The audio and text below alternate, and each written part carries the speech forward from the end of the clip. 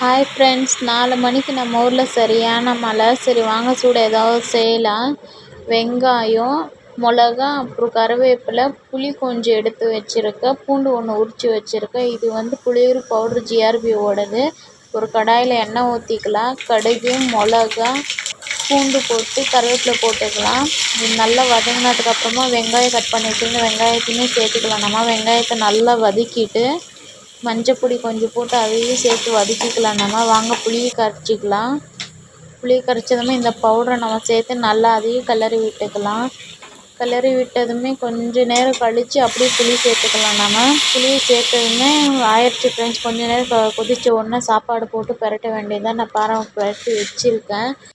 இதுக்கு side dish வந்து என் husband வரும்போது 2 முட்டை பப்ஸும் வாங்கிட்டு வந்தாங்க, அது இருக்குது. அப்புறம் நேற்று வச்சு குலாப் ஜாமுன் கொஞ்சம் இருக்குது. அவ்வளோதான் ஃப்ரெண்ட்ஸ். சாப்பிட்டு முடிச்சதுமே கொஞ்சம் நேரம் கழித்து மாங்காய் ஒன்று இருந்துச்சு, அதை கட் பண்ணி உப்பு போட்டுட்ருக்கேன். சரி சாப்பிட்லாம் அப்படின்ட்டு.